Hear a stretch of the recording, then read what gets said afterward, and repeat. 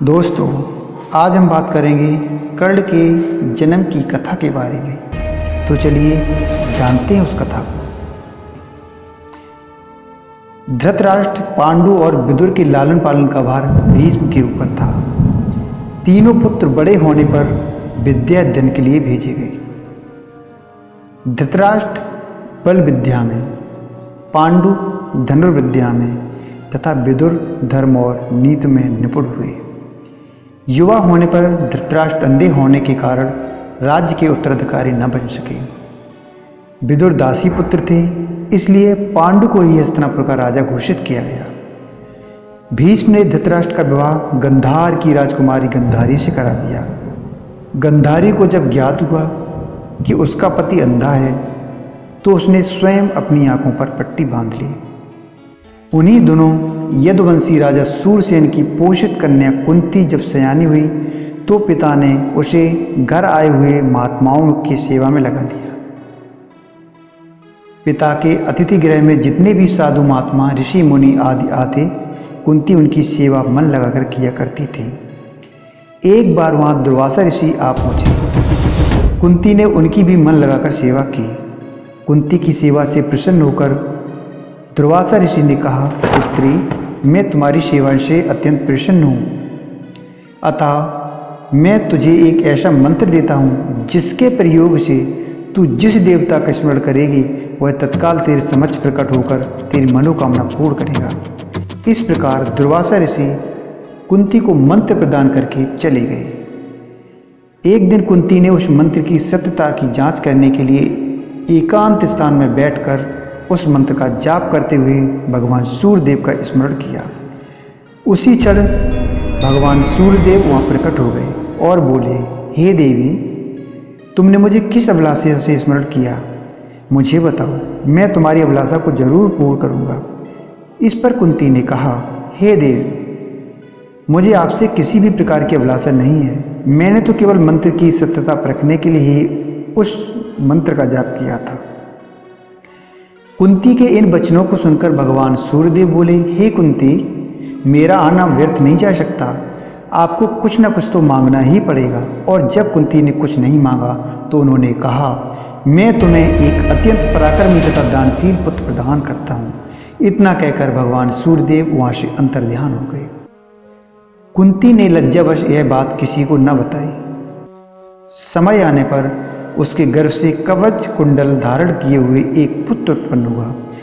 कुंती ने उसे एक छोटे पिटारे में रखकर रात्रि वेला में गंगा में बहा दिया। वह बालक बहता हुआ उस स्थान पर पहुंचा जहां पर धृतराष्ट्र का सारथी अधिरथ अपने अश्व को गंगा नदी में जल पिला रहा था। उसकी दृष्टि कवच कुंडलधारी शिशु पर पड़ी। अधिरथ निसंतान था, इसलिए उसने बालक को अपने छाती से लगा लिया और घर ले जाकर उसे अपने पुत्र की तरह लाड प्यार से पालने लगा। उस बालक के कान अति सुंदर थे, इसलिए उसका नाम कर्ण रखा गया। कुमार अवस्था से ही कर्ण की रुचि अपने पिता अधिरथ के समान रथ चलाने के बजाय युद्ध कला में अधिक थी। कर्ण और उसके पिता अधिरथ आचार्य द्रोण से मिले, जो कि उस समय युद्ध कला के सर्वश्रेष्ठ आचार्यों में से एक थे। द्रोणाचार्य उस समय कुरु राजकुमारों को शिक्षा दिया करते थे। उन्होंने कर्ण को शिक्षा देने से मना कर दिया, क्योंकि कर्ण एक सारथी का पुत्र था और द्रोण केवल क्षत्रियों को ही शिक्षा दिया करते थे। द्रोणाचार्य की असम्मति के उपरांत कर्ण ने परशुराम से संपर्क किया, जो केवल ब्राह्मणों को ही शिक्षा दिया करते थे। कर्ण ने स्वयं को ब्राह्मण बताकर परशुराम से शिक्षा का आग्रह किया। परशुराम ने कर्ण का आग्रह स्वीकार किया और कर्ण को अपने समान ही युद्ध कला और धनुर्विद्या में निपुण कर दिया। कर्ण को उसके गुरु परशुराम और पृथ्वी माता से श्राप मिला था। कर्ण की शिक्षा अपने अंतिम चरण पर थी। एक दोपहर की बात है, गुरु परशुराम कर्ण की जंगा पर सिर रखकर विश्राम कर रहे थे। कुछ देर बाद कहीं से एक बिच्छू आया और उसकी दूसरी जंगा पर काटकर घाव बनाने लगा। गुरु का विश्राम भंग न हो जाए, इसलिए कर्ण बिच्छू को दूर न हटाकर उसके डंग को सहता रहा। कुछ देर में गुरुजी की निद्रा टूटी और उन्होंने देखा कि कर्ण की जांघ से बहुत रक्त बह रहा है। उन्होंने सोचा कि केवल किसी क्षत्रिय में ही इतनी सहनशीलता हो सकती है कि वह बिच्छू डंक को सह ले, न कि किसी ब्राह्मण में। और परशुराम जी ने उसे मिथ्या भाषण के कारण श्राप दिया कि जब भी कर्ण को उनकी दी हुई शिक्षा की सर्वाधिक आवश्यकता होगी, उस दिन वह उसके काम नहीं आएगी। कर्ण, जो कि स्वयं नहीं जानता था कि वह किस वंश से है, अपने गुरु से क्षमा मांगी और कहा कि उस स्थान पर यदि कोई और शिष्य भी होता तो वो भी यही करता।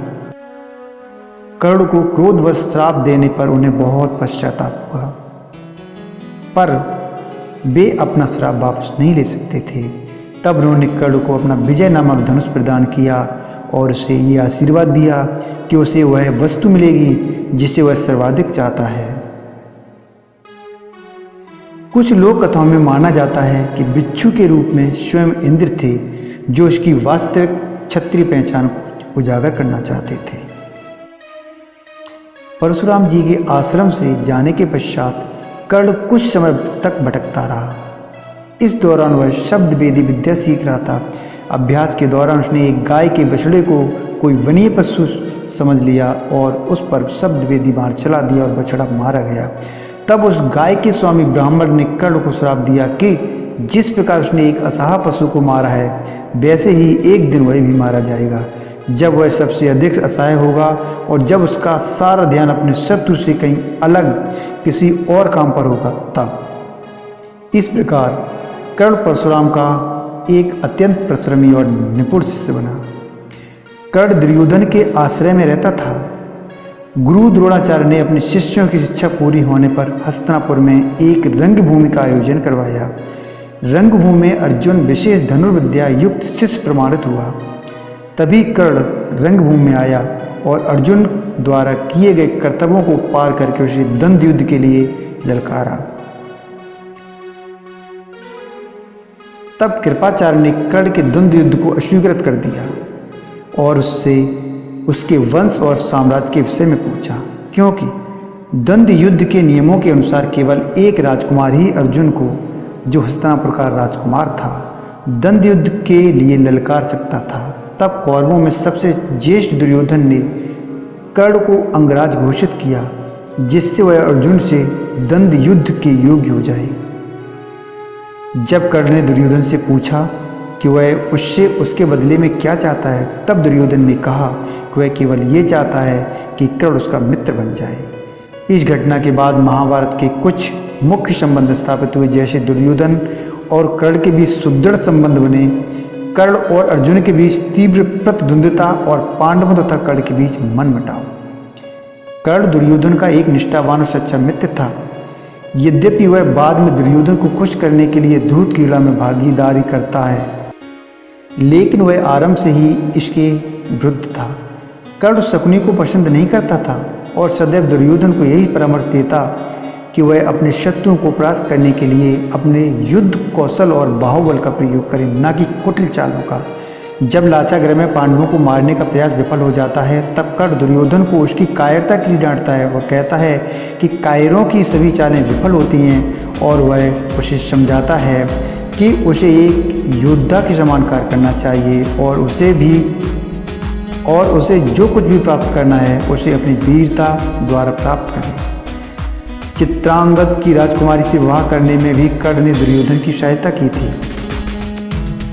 अपने स्वयंवर में उसने दुर्योधन को अस्वीकार कर दिया और तब दुर्योधन उसे बलपूर्वक उठाकर ले गया।